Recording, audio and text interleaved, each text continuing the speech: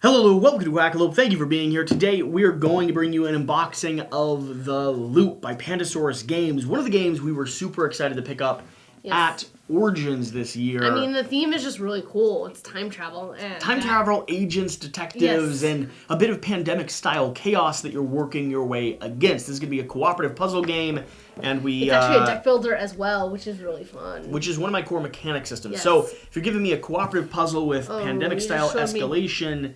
What'd you find? You just showed me very good flavor text. Who can stop Dr. Faux? An evil scientist is laying waste to time and space, and it's up to you and your friends to restore balance to the galaxy.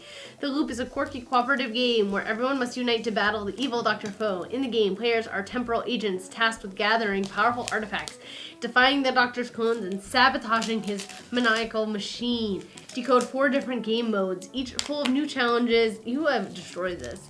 Each full of new it says that right here.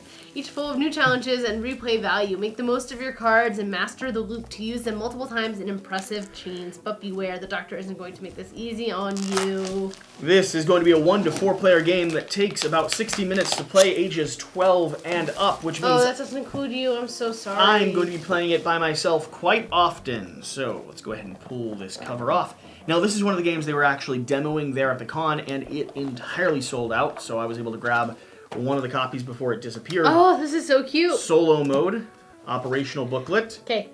Welcome to this group reading of the rules and procedures for new time agents. My name is Mario Von Time, aka Mr. Time, and I will be your DI, designated instructor. You will find more details on the agency and Dr. Faux in your operational booklet, but here's the long and short of it. The evil Dr. Faux has built a terrible time machine to become master of the universe. At the helm of this immensely powerful machine, he travels in loops from era to era, creating an army of duplicates of himself. But most importantly of all, the instability and flaws in his Omniscience 2000 project are opening rifts in space-time, and these branches will soon destroy the universe. Our super magnetic auto-cassette computer, SMAC, has picked up out of our database just a handful of the biggest, baddest temporal powerhouses, the numero uno quantico. You were either on this exclusive list or just happen to be available. No pressure or anything, but everything depends on you. Oh. Cool. I like it. Okay, so I have... You struggling there? Well, this is supposed to... This, like, goes on here somehow. It does. Because then you're going to drop cubes in it and litter the board. I'm just not sure how it goes on. See arrows. See bridges. Oh, see, they didn't heed your advice. They didn't do a bag of baggies. I don't know how to squeeze this on. I'm struggling. I let you solve later. So this is going to be a really cool little spiral board here, which this machine, once you figure out how this attaches to it, is going to go in the center and start dropping and escalating things across the board. We're going to have all of our different heroes and agents that we can be, each with their own custom powers and abilities, and we're going to have these modular little location tiles which are going to change from game to game, creating new puzzles that you're trying to solve or objectives and things that you're trying to solve at each point. I believe that's the first player token or something along those lines, not entirely sure.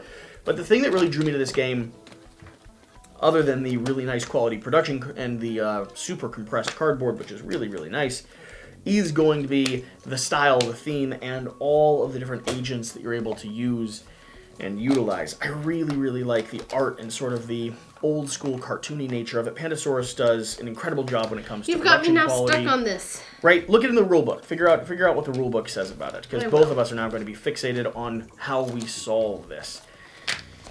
This cardboard's super nice. Did you feel this cardboard? What? There's a piece that we're missing. All right, where's the cardboard stuff that you're punching out? There we go. I need this piece. See? This is going to bend around. Yeah, a little hexagonal type thing. Oh, this I see. Is that space goes right there. So this goes right along here, I believe. I let me do it. Put it in the middle here so people can see. Okay, fine. So that's gonna go in here, and this one's gonna go. This has been quite a detour for the unboxing video. Glad you all are still here watching with us. There we go. And then this snaps now to the top of that. Yes. Makes so much more sense. It does, once you follow the rules. And it actually looks quite lovely. That's going to be the time machine, I believe, that he is going to be running his way through. So I was telling you about all these different characters that you're able to play. I really like the art, the aesthetic, the style of it. This is going to pop here into the center.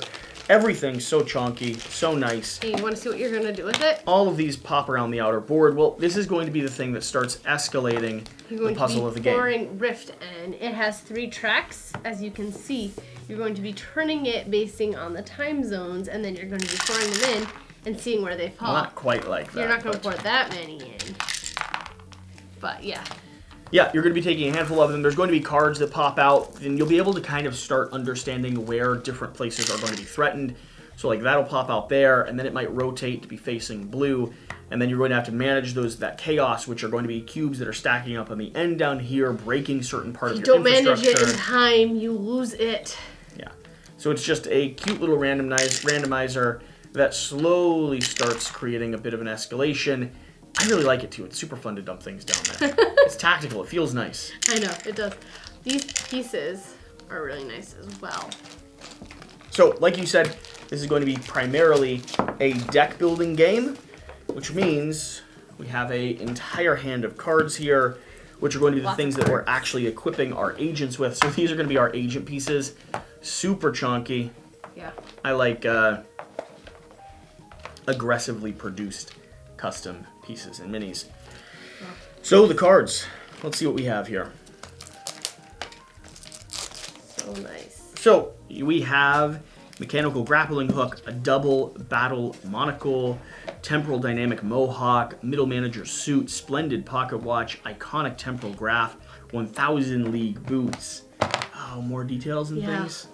Very cool. So all of these are going to be super. I mean, I know you're seeing B-roll of this, but like, I love the artwork. I love the theme.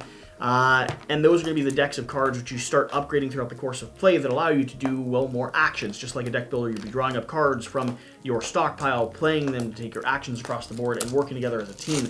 I see this as a little bit more of a complicated, sort of heavy, pandemic-style game. This is what replaces these when you lose the locations. And here we have different objectives as well. So, way too strong, add 1 cube to the various different eras. So each of these represent different time periods. Did you find the cards that tell you the different modes of play? So that's one of that's one of the aspects of variability. You can play in different modes. Not entirely sure. Is it things like these? I believe so, yeah. So it gives you different victory conditions and different special rules inside each game. So that's how you can... Laser centrifuge. Yeah, exactly. These are going to be the things that are determining. These cards are going to be a deck that are going to be flipping that will determine where this machine is going to be dumping its resources, which means you can start mathing it out. As you play a little bit, you'll be like, all right, well, it already went to yellow and green, which means the odds of it going to one of the other two is going to be higher.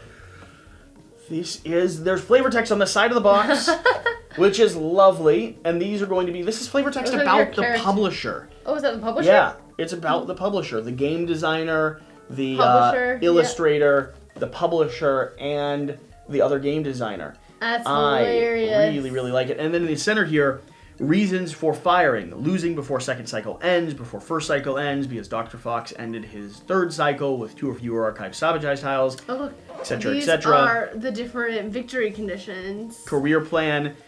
This is how you complete certain things. Reasons for promotion. Winning before the second cycle ends. Winning before the first cycle ends. These are just all little objectives that you can check out throughout the course of the game. This is so cool. Nice. It's so well produced. Super fancy. It's a really, really compelling little cooperative puzzle. I'm stoked about this. I want to read some flavor text about the people, though. I want to go for the publisher. I'm curious. Publisher, Catch-Up Games. Before diving into publishing, Clem and Seb jumped into the future to learn about all upcoming game market trends. Sadly, they forgot everything upon returning to 2014. So be it. They would have to rely on their taste to offer games able to please their audience of demanding players.